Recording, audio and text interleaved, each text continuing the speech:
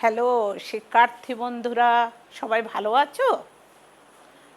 অনেক দিন তোমাদের দেখি না, এই অনলাইনে তোমাদের সাথে একটু কথা বলি, তাও দেখি না তোমাদের মুখ। তারপরও ভালো লাগে তোমাদেরকে দেখি ক্লাসের মাধ্যমে, মনের চোখ দিয়ে। সবার জন্য শুভকামনা, সবসময় ভালো থেকো তোমরা। এই করোনার দিনে নিজেকে বাঁচিয়ে রেখো, নিজেকে সেফে রেখো। সব সময় ওই যে করণীয় কাজগুলো করবে, মাস্ক পরবে, হাত ধোবে, ঠিক আছে? এখন আমরা আসি ক্লাসে, অর্থাৎ ড্রয়িং রুম থেকে রিডিং রুমে ঢুকব। আমরা আজকে কবিতা শুনবো, কবিতার ক্লাস করব। তাহলে আজকে কি কবিতা তোমাদেরকে পড়াবো? তাহলে প্রথমে আমরা দেখি, এটা হচ্ছে আমাদের বাংলা প্রথম পত্রের বই, এবং আমাদের কবিতা হচ্ছে কি ঐকতান। লিখেছেন কে? রবীন্দ্রনাথ ঠাকুর, ঠিক আছে? জন্ম সালটা আমরা জানি 1861, আর মৃত্যুর সাল হচ্ছে 1941। এই ঐকতান কবিতাটা রবীন্দ্রনাথ ঠাকুরের জন্মদিনে কাব্যের 10 সংখ্যক কবিতা। তাহলে আমি প্রথমে বলছি ঐকতান কবিতা, এরপর বলছি জন্মদিনে কাব্যে। কবিতার কাব্যের মধ্যে পার্থক্য কী? কবিতা হচ্ছে অপরিহার্য শব্দে অবিসম্ভাবী বাণী বিন্যাসকে কবিতা বলে। অপরিহার্য শব্দ মানে অবশ্যই যেই শব্দগুলো না হলে কবিতা হয় না। যেমন আমরা ছোটকালে পড়েছিলাম আমাদের ছোট নদী, রবীন্দ্রনাথ ঠাকুরের। আমাদের ছোট নদী চলে বাঁকে বাঁকে, বৈশাখ মাসে তার হাঁটু জল থাকে, বাঁকে বাঁকে আর থাকে। এই যে অন্তমিল, এটা না হলে কবিতাটা সুন্দর লাগতো না। তাহলে এই যে অন্তমিল, এই শব্দগুলো আমাদের অবশ্যই প্রয়োজন ছিল। পার হয়ে যায় গরু, পার হয়ে গাড়ি, দুই ধার উঁচু তার, ঢালু তার পারে, গাড়ি পারে। এই যে অন্তমিল, এই কবিতার জন্য খুব প্রয়োজন ছিল, যার দরুন বলা হয় অপরিহার্য শব্দ। এই যদি আমি এটাকে গদ্য আকারে বলি, তখন বলতে হবে আমাদের পাশে একটা ছোট নদী আছে, সেই ছোট নদী বৈশাখ মাসে হাঁটু জল থাকে, এবং গাড়ি আর গরু দুইটাই পার করে নিয়ে যাওয়া যেত হেঁটে হেঁটে। এখন এটাকে আমি গদ্য না করে কবিতায় যখন বললাম, কি সুন্দর ছন্দবদ্ধভাবে বললাম, আমাদের ছোট নদী চলে বাঁকে বাঁকে, বৈশাখ মাসে তার হাঁটু জল থাকে। কত সুন্দর লাগছে, তাই না? শুধু ছন্দবদ্ধ হতে হবে কবিতা হওয়ার জন্য, শুধু তাই নয়। যেমন একটা গদ্য আকারে যদি আমি কবিতা বলি, একটা সুন্দর প্রেমের কবিতা আমরা শুনি। কোথায় আছো, কেমন আছো, পত্র দিও, এক বিকেলে মেলায় কেনা, খাম খেয়ালি তাল পাখাটা, খুব নিশীথে তোমার হাতে, কেমন আছে, পত্র দিও। ক্যালেন্ডারের কোন তারিখটা ডাগর চোখে তাকিয়ে থাকে, কোন কথাটা অষ্টপ্রহর কেবল বাজি মনের কোণে, পত্র দিও। ডড্ডর ডড্ডর আরও আছে, কবিতার বাকি অংশ অন্য ক্লাসে শোনাবো। তাহলে কেমন লাগলো? একটা গদ্যের কবিতা পড়লাম, গদ্য আকারে। অনেক সুন্দর না? তাহলে কবিতা হতে হলে শুধুমাত্র অপরিহার্য শব্দের বাণী বিন্যাস, অর্থাৎ মালা গাঁথার জন্য যে পুঁতিগুলি আমরা একটার পর একটা দিই, ফুলগুলো একটার পর একটা দিয়ে দিই, এই হচ্ছে বাণী বিন্যাস। শব্দের একটা শব্দের পর একটা শব্দকে সংযোজন করা। তাহলে আমরা কবিতা বুঝেছি। এখন আমরা যাব কবিতা ও কথান বুঝেছি, জন্মদিনে কাব্যে। জন্মদিনে আবার কে? জন্মদিনে কাব্য মানে অনেকগুলো কবিতা যখন একটা গ্রন্থ হিসাবে, একটা বই হিসাবে প্রকাশ করা হয়, তখন তাকে কাব্য বলা হয়। আর জন্মদিনে মানে উনি তার ওই কাব্যটা জন্মদিনে নামকরণ করে বের করেছেন। তার রবীন্দ্রনাথ ঠাকুরের মৃত্যুর 4 মাস আগেই এই কাব্যটা তিনি বের করেছিলেন।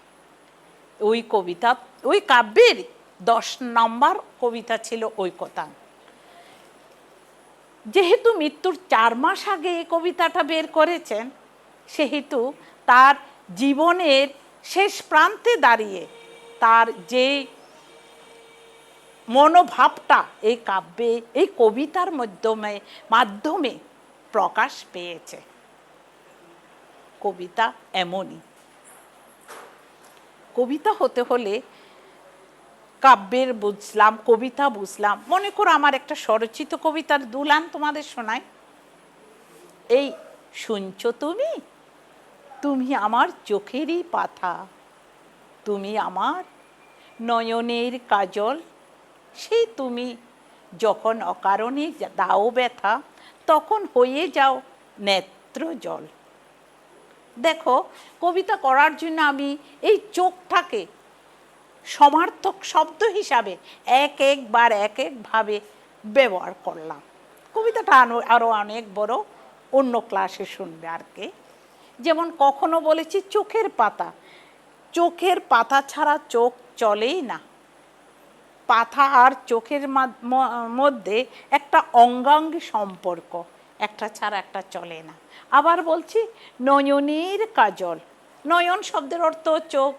কাজল পড়লে যে নারীকে কত যে ভালো লাগে, কি ছাত্রীরা, ঠিক না? তোমরাই তো জানো। এরপর যদি আসে নেত্র জল, নেত্র শব্দের অর্থ চোখ। এই চোখের জল, জল তো বুঝছো বিরহের, দুঃখের, তাই না? এই হচ্ছে কবিতা। অনেক ভালো লাগার একটা বিষয় হচ্ছে কবিতা। অনেকে বলে ইস একঘেয়েমি, কবিতা ভালো লাগে না। কিন্তু না, যে কবিতা শুনতে জানে না সে কি করতে পারে না? সাঁতার কাটতে পারে না, ভালোবাসতে জানে না। এই যে অনেকগুলো কথা আমরা জানি, কবিতার হচ্ছে এই রূপ। কবিতাকে ভালোবাসবে তোমরা, কবিতা শুনবে। আচ্ছা যাক, এখন আমরা যাব রবীন্দ্রনাথের কাছে। যে রবীন্দ্রনাথ ঠাকুর আমাদের এই ঐকতান কবিতাটা লিখেছেন, রবীন্দ্রনাথ ঠাকুর সম্বন্ধে আমরা একটু আলোচনা করি। সেটা হচ্ছে সাহিত্যের অঙ্গনের দিকে যেই দিকেই তাকায় সেই দিকেই রবি শস্যের বিচিত্র সম্ভার। যে রবীন্দ্রনাথ ঠাকুর সাহিত্যে এক রত্তে মফস্বল শহরকে তিলোত্তমা মহান নগরীতে পরিণত করেছেন এই রবীন্দ্রনাথ ঠাকুর। তিনি কবিতা বলো, কাব্য বলো, কাব্য মানে কবিতার অনেকগুলো কবিতার মাধ্যমে কাব্য, কবিতা বলো, গল্প বলো, নাটক বলো, উপন্যাস বলো, প্রবন্ধ বলো, এমনকি গান, সুরকার, সকল ক্ষেত্রে রবীন্দ্রনাথের স্বচ্ছন্দ বিচরণ। তিনি শুধু গান করেননি, গানের সুরও দিয়েছেন। তিনি আবার চিত্রশিল্পীও। আর নোবেল পুরস্কার তো এটা আমরা সবাই জানি এই রবীন্দ্রনাথ ঠাকুরই যে অর্জন করেছেন। তাহলে রবীন্দ্রনাথের কথা আমরা বলেই শেষ করতে পারবো না। রবীন্দ্রনাথ সম্পর্কে আমি একটু আলোচনা করলাম। এরপর আমরা যাব কোথায়? ঐকতান কবিতাটিতে। ঐকতান কবিতাটি আমি সংক্ষেপে তোমাদেরকে সারমর্মটাই বুঝিয়ে বলবো। ঐকতান শব্দের অর্থ হচ্ছে অনেকগুলো বাদ্যযন্ত্রের সমন্বয়ে সম্মিলিত একটা সুর হচ্ছে ঐকতান। অর্থাৎ যেখানে অনেকগুলো সুরের দিয়ে একটা গান হয়। কিন্তু না, আমাদের এই ঐকতান হচ্ছে সাহিত্যের ঐকতান। অর্থাৎ যেখানে সর্বস্তরের মানুষ নিয়ে লেখালেখি করা যায় এমন একটা কি প্লট, এমন একটা জায়গা, এমন একটা কবির কথা তিনি বলেছেন এই ঐকতানের মাধ্যমে। যারা অখ্যাত জন থেকে সর্বস্তরের উচ্চস্তর পর্যন্ত যারা লেখালেখি করতে পারেন এরকম একজন কবির কথা তিনি এই কবিতার মাধ্যমে বলেছেন। সাহিত্যের ঐকতান, আমাদের ঐকতান হচ্ছে সাহিত্যের ঐকতান। এখন আমরা যাব ঐকতানের এই মূল ভাবটা, ঐকতান কবিতাটার মূল ভাব কী ছিল। তিনি ঐকতান কবিতার মাধ্যমে বুঝাতে চেয়েছেন যে আমাদের এই পৃথিবীটা অনেক বড়, এই বিপুল পৃথিবীতে রবীন্দ্রনাথ ঠাকুর চিন্তা করছেন তিনি কিছুই তার জানেন না, অনেক কিছু অজানা রয়ে গেছে তার চোখে, রবীন্দ্রনাথ ঠাকুরের চোখে। রবীন্দ্রনাথ ঠাকুর ভাবছেন এই বিশ্বের অনেক কিছু তার অজানা রয়ে গেছে, তিনি ভাবছেন তার অনেক কিছু জানার প্রয়োজন ছিল। তিনি মনে করেন তার এই অজানা অপ্রাপ্তিটা তিনি ভিক্ষালব্ধ ধনের মাধ্যমে পূরণ করেছেন।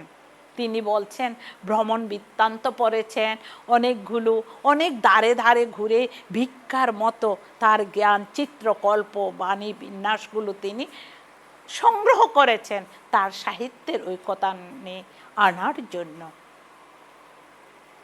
এটা বলার কারণ হচ্ছে তিনি, আমরা জানি কবিতাটা আসলে একটা রূপক কবিতা। কবিতাটা যখন পড়ব তখন তিনি অনেক কিছু বলে গেছেন, বিপুলায় বিশ্বের কৃপণ তিনি অনেক কিছু জানেন না, কখনো শ্রমজীবী মানুষদের কথা বলেছেন, অনেক কিছু বলার পরও কবিতার মধ্যে ছন্দবদ্ধভাবে বলে গেছেন। কিন্তু তোমরা কবিতাটা শোনার আগে বা পরে তোমরা বুঝবে এখানে তিনি একটা রূপক কল্পনা করেছেন। রূপকটাকে তিনি ভাবছেন, রবীন্দ্রনাথ ঠাকুর আমরা জানি জমিদার বংশের ছেলে, জমিদারি পরিবারে জন্মগ্রহণ করেছেন। যেহেতু জমিদার পরিবারে জন্মগ্রহণ করেছেন সেহেতু রবীন্দ্রনাথ ঠাকুর অনেক কিছু,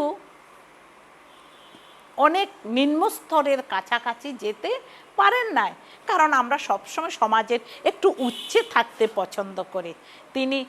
তিনি এইও বলেছেন যে সমাজের উচ্চ মঞ্চে আমরা সবসময়, যেমন আমি যদি মনে করি এখন তোমাদের উচ্চ লেভেলের মনে করো কোনো মন্ত্রী বা প্রধানমন্ত্রীর বাড়িতে গেছো, এটা শুনলে অনেক ফলাও করে তোমরা ফেসবুকে তোমরা লিখে জানাবা, বন্ধু বান্ধবদের জানাবা, আত্মীয় স্বজনদের জানাবা। কেন? কারণ এটা অনেক উচ্চ লেভেল। কিন্তু তুমি একটা তোমার পাশের বস্তি বাড়িতে গিয়ে একবেলা ভাত খেয়েছো, এটা লুকিয়ে রাখবে, হোক না সে বস্তি বাড়ি তোমার বান্ধবীর বাড়ি, তাও বন্ধুর বাড়ি, তাও তোমরা জানাবে না। কেননা এটা নিচু লেভেল, এই কেউ পাছে খারাপ বলবে এই জন্য তোমরা লুকাতে থাকবে। আমরা এমনই সবসময় সমাজের একটু উচ্চ মঞ্চে থাকতে পছন্দ করি। তাই সবসময় আমরা যেখানেই জন্মগ্রহণ করি না কেন, যে পরিবারে জন্মগ্রহণ করি না কেন, যে লেভেলে থাকি না কেন, তার থেকে একটু উচ্চ লেভেলে যেতে আমরা সবসময় পছন্দ করি। এই জন্যে রবীন্দ্রনাথ ঠাকুর যেহেতু জমিদার পরিবারে জন্মগ্রহণ করেছেন সেহেতু রবীন্দ্রনাথ ঠাকুরও চেয়েছেন উচ্চ লেভেলে থাকতে। হয়তো ওর পরিবার পছন্দ করতো না যে নিম্ন লেভেলে থাকা। এখন এই রবীন্দ্রনাথ ঠাকুর মাঝে মাঝে কুষ্টিয়া শিলাইদহের ওখানে মনে কর থাকা অবস্থায় তিনি অনেকগুলো ছোট গল্প লিখেছেন ঠিকই, কিন্তু তিনি যে পদ্মা পাড়ে এসে ওই যে জেলেদের কাছাকাছি অনেক সময় গিয়েছিল খাজনা আদায় করার জন্য, বজরা শব্দের অর্থ হচ্ছে বড় নৌকায় করে আসছে, নায়েব গিয়ে খাজনা নিয়ে আসছে গরিবদের কাছ থেকে, কিন্তু কে পারে নাই, রবীন্দ্রনাথ ঠাকুর ওদের কাছাকাছি যেতে পারে নাই। সেজন্য তিনি আক্ষেপ করে মাঝে মাঝে বলেছেন, মাঝে মাঝে আমি গিয়েছি ও পাড়ায় প্রাঙ্গণের ধারে, ভিতরে প্রবেশ করি এতটুকু সাহস ছিল না। অর্থাৎ ওই পাড়ায় প্রাঙ্গণের কাছে গিয়েছিল কিন্তু তাদের কাছাকাছি তিনি যেতে পারেন নাই, যেহেতু আভিজাত্য, ছোট মানুষের সাথে কিভাবে মিশবে, এই জন্য তার একটা ক্ষোভ রয়ে গেছে। কারণ সাহিত্য হতে হলে এমন হতে হবে সর্বস্তরের অখ্যাত থেকে শুরু করে উচ্চ লেভেল পর্যন্ত সর্বস্তরের যাদেরকে নিয়ে লেখালেখি করতে পারবে তারাই উচ্চ লেভেল। যে নায়ক একটা ভিখারির চরিত্র করতে পারে, একদম রাজার চরিত্র করতে পারে, সে হচ্ছে শ্রেষ্ঠ নায়ক। এই জন্যে সর্বস্তরের মানুষ নিয়ে যে লিখতে পারেন নাই তিনি, তার মনে একটা ক্ষোভ রয়ে গেছে। এই ক্ষোভটাই তিনি এই কবিতার মাধ্যমে প্রকাশ করেছেন। তোমরা যখন এই ঐকতান কবিতাটা থেকে প্রশ্ন উত্তর লিখবে, অবশ্যই তোমরা বলবে, লিখে দেবে যেভাবে উত্তর প্রশ্ন ঘুরুক না কেন, এই কথাটা অবশ্যই আনবে যে রবীন্দ্রনাথ ঠাকুর জমিদার পরিবারে জন্মগ্রহণ করাতে গরিবদের সাথে মিশতে পারেন নাই। তার মনে যেহেতু গরিবদের সাথে মিশতে পারেন নাই, সেজন্য গরিবদের নিয়ে তিনি লেখালেখি করতে পারেন নাই। ওই আক্ষেপটা তার জীবনের শেষ প্রান্তে এসে হিসাব নিকাশ মিলাতে গিয়ে এই কথাটা তিনি লিখে গেছেন। বুঝেছ? আচ্ছা, এখন আমি আবার বলছি, তারপর কি করছে রবীন্দ্রনাথ ঠাকুর? বলছে আমি ভিক্ষালব্ধ ধনের মতো আমি চিত্রকল্পগুলি, বাণীগুলো সংগ্রহ করে কবিতা লিখেছি। তিনি আবার বলছে এই বিশ্বটা শ্রমজীবী মানুষের উপর ভর করে চলছে, ঠিক না? চাষা যদি চাষ না করতো আমরা কিন্তু খেতে পারতাম না। আমরা বড় লোকরা, যারা আমাদের বড় লোক আছে, ধনী আছে, ওরা ভাবে একদম টাকা দিয়ে চাল কিনে নিয়ে আসলো, কোনো কষ্ট ছাড়াই ভাতটা খাচ্ছে। কিন্তু না, এই ভাতের পিছনে যাদের শ্রম রয়েছে তারা হচ্ছে কারা? চাষারা। তারপর বলছে আর তাঁতি, এত সুন্দর সুন্দর আমরা কাপড় পরছি, সেখানে রয়েছে তাঁতির শ্রম। জেলে, তাঁতি, কামার, কুমার, সর্বস্তরের মানুষের কথা তিনি বুঝেছেন, অনুভব করেছেন। কিন্তু রবীন্দ্রনাথ ঠাকুরের লেখনীতে ওই সর্বস্তরের মানুষদের লেখালেখি আসে নাই কারণ ওই যে তাদের সাথে মিশতে পারে নাই। তিনি আরও বলছেন আমি মাঝে মাঝে ওপাড়ায় গিয়েছি, অর্থাৎ দেখেছেন, কিন্তু তাদের নিয়ে কিছু লিখতে পারেন নাই। তিনি বলছেন আমার যে উচ্চ মঞ্চ, আমার এই উচ্চ মঞ্চের সংকীর্ণ বাতায়ন, আমার এই উচ্চ লেভেলের ছোট্ট জানলা দিয়ে আমি শুধু দেখেছি, কিন্তু কিছুই করতে পারি নাই, তাদের জন্য কিছু লেখালেখি করতে পারি নাই। তারপর তিনি দুঃখ করে এইও বলছে, এই যে তার এই না পারার আক্ষেপটা তার মধ্যে, তার লেখনীতে বারবার প্রকাশ করেছেন। প্রকাশ করার পর তিনি আবার বলছেন এই যে ওপাড়ার যে মানুষদের জন্য যে লিখতে পারেন না, সেজন্য তিনি শেষে গিয়ে বলছে, তিনি এমন কবির আহ্বান করছেন, এমন কবির আহ্বান করছেন, বলছে যে এমন একজন কবি আসো, যেই কবি কি করবে, দুঃখে সুখে যারা মুখ শব্দের অর্থ বোবা, ম দীর্ঘকার ক, এ মুখ শব্দের অর্থ হচ্ছে বোবা, মরস্কার খ হচ্ছে মুখমণ্ডল। এই যারা দুঃখে সুখে যাদের মুখে ভাষা নাই, নত সে স্তব্ধ যারা, গরিব যারা একতারা বাজায়, ওরা সব সময় নিজেদেরকে ছোট মনে করে। বড় ধনীরা যদি তাদেরকে নির্যাতন করুক, যা অত্যাচার করুক, তারা সাহস করে কিছু বলতে পারে না। এই জিনিসটা, এই যে মানুষগুলি নিয়ে যারা লেখালেখি করবে, আমি সেই মানুষ, এইরকম একটা কবিকে আহ্বান করছি, এইরকম কবিকে আমি আহ্বান করছি, যে কবি কি করবে, সর্বস্তরের মানুষদের জন্য লেখালেখি করবেন। আমি এমন কবিকে আমি আহ্বান করছি। এই ঐকতান কবিতার মূল ভাব হচ্ছে এটা। এখন এই ঐকতান কবিতার মাধ্যমে তিনি যে তার মনের ভাবটা ব্যক্ত করেছেন, তার মনের অতৃপ্তিটা, জীবনের শেষ প্রান্তে দাঁড়িয়ে যে তার মনের দুঃখটা প্রকাশ করেছেন, এই দুঃখটাই হচ্ছে ঐকতান কবিতার মূল ভাব।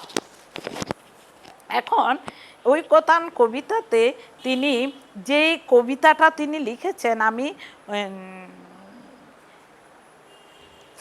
ওই কবিতাটাই এখন তোমাদেরকে আমি একটু করে শোনাচ্ছি। দেখো এখানে কোনো অর্থ না বুঝে থাকলে আমি সাথে সাথে অর্থটাও তোমাদেরকে বুঝিয়ে দিচ্ছি।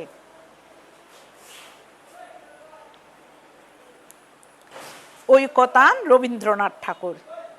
বিপুলায় এই পৃথিবীর কতটুকু জানি, দেশে দেশে কত না নগর রাজধানী, মানুষের কত কীর্তি, কত নদী গিরি সিন্ধু মরু, কত না অজানা জীব, কত না অপরিচিত তরু রয়ে গেল অগোচরে।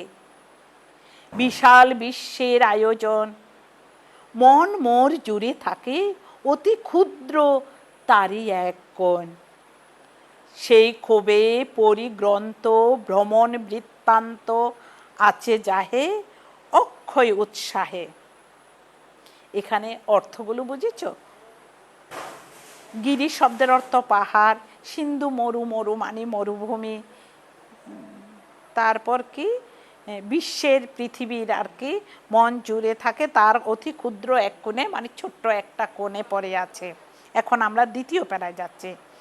যেতা পায় চিত্রময়ী বর্ণনার বাণী কুড়ায়ে আনে, জ্ঞানের দীনতা এই আপনার মনে পূরণ করিয়া লই যত পারি ভিক্ষালব্ধ ধনে। আমি পৃথিবীর কবি, যেথা তার যত উঠে ধ্বনি, আমার বাঁশির সুরে সারা তার জাগিবি তখনই। এই স্বর সাধনায় পৌঁছিল না বহু তোর ডাক, রয়ে গেছি ফাঁক প্রকৃতির ঐকতান স্রোতে, নানা কবি ঢালে নানা গান নানা দিক হতে। তাদের সবার সাথে আছে মোর এই মাত্র যোগ, সঙ্গ পাই সবাকার লাভ করি আনন্দের ভোগ, পাইনে সর্বত্র তার প্রবেশের দ্বার, বাধা হইয়া আছে মোর বেড়াগুলি জীবন যাত্রার। চাষি খেতে চালাইছে হাল, তাঁতি বসে তাঁত বনে, জেলে ফেলে জাল, বহুদূর প্রসারিত এদের বিচিত্র কর্মভার। তারই পরে ভর দিয়ে চলিতেছে সমস্ত সংসার, অতি ক্ষুদ্র অংশে তার সম্মানে চিরনির্বাসনে। সমাজের উচ্চ মঞ্চে বসেছি সংকীর্ণ বাতায়নে। মাঝে মাঝে গেছি আমি ওপাড়ার প্রাঙ্গণের ধারে, ভিতরে প্রবেশ করি সেই শক্তি ছিল না একেবারে, জীবনে জীবন যোগ করে। না হলে কৃত্রিম পণ্যের ব্যর্থ হয় গানের পসরা, তাই আমি মেনে নিই সে নিন্দার কথা, আমার সুরে অপূর্ণতা। আমার কবিতা জানি আমি, গেলেও বিচিত্র পথে হয় নাই সে সর্বত্রগামী। অর্থাৎ কবি রবীন্দ্রনাথ ঠাকুরের কবিতা কিন্তু অনেক জায়গায় পৌঁছে গেছে, অনেকের কাছে গেছে, তারপরেও বলছে সর্বত্রগামী হয় নাই, অর্থাৎ তিনি গরিবদের নিয়ে লেখালেখি করতে পারেন নাই। কৃষাণের জীবনের শরিক যেই জন, কর্মেও কথায় সত্য আত্মীয় করেছে অর্জন, যে আছে মাটির কাছাকাছি সে কবির বাণী লাগি কান পেতে আছে। এসো কবি অখ্যাত জনের নির্বাক মনের। অর্থাৎ কবি বলছেন আমি জানি আমার কবিতা তো সর্বত্র যায় না, সর্বত্র পৌঁছায় নেই, তখন সেজন্য কবি কান পেতে আছে এমন একটা কবির জন্য, যে কবি অখ্যাত জনের কথা লিখবে, যারা খ্যাত না তাদের নির্বাক মনের কথা বলবে, যাদের বাক নাই, বাক শব্দের অর্থ কথা বলা, যাদের কথা বলার শক্তি নাই, যারা মাথা নত করে থাকে সব সময়, মর্মের বেদনা যত করিয়া উদ্ধার, প্রাণহীন এই দেশেতে গানহীন যেতা চারিধার, অবজ্ঞার তাপে শুষ্ক নিরানন্দ সেই মরুভূমি, রসে পূর্ণ করে দাও তুমি। কাকে বলছে? সেই অখ্যাত জনের জন্য যে লেখালেখি করবে, সে আগত কবির জন্য বলছে। অন্তরে যে উৎস তার আছে আপনারই, তাই তুমি দাও তো উদ্বারী। সাহিত্যের ঐকতান সঙ্গীত সবাই এক তারা যাদের, তারাও সম্মান যেন পায়। মুখ যারা দুঃখী সুখে, নতশির স্তব্ধ যারা বিশ্বের সম্মুখে, ওগো গুণী কাছে থেকে দূরে যারা, তাদের বাণী যেন শুনি। শুনেছ কবিতাটা? কত সুন্দর একটা চমৎকার কবিতা। আমার কবিতাটা এত প্রিয়, তোমাদেরকে সেজন্য শোনালাম। এখন বলো তো, কবিতাটা বুঝেছ? আমি প্রথমে কবিতার মূল ভাবটা বুঝিয়ে দিয়েছি, এখন কবিতাটা শোনালাম। এই যে কবিতাটা শুনেছ, ভালো লেগেছে? বুঝেছ? তোমরা যদি না বুঝে থাকো, কোনো কোয়েশ্চন থাকে, আমাকে কমেন্টস বক্সে লিখবা, আমি উত্তর দিয়ে দেব। তোমরা টিকা শব্দ অর্থগুলো না বুঝলে শব্দার্থ টিকা থেকে বুঝে নিও। তারপরও যেহেতু রবীন্দ্রনাথ ঠাকুরের খুব উচ্চ লেভেলের কবিতা, অর্থ না বুঝে থাকলে তোমরা যদি চাও, আবার কিছু জানতে চাও, কোনো কোয়েশ্চন থাকে, আমাকে করবা, আমি একবার না শতবার তোমাদেরকে বুঝিয়ে দেব। ঠিক আছে? তাহলে আজ এই পর্যন্তই। সবাই ভালো থেকো, সুস্থ থেকো, সুন্দর থেকো। সবার জন্য আবারও শুভকামনা। ধন্যবাদ সবাইকে।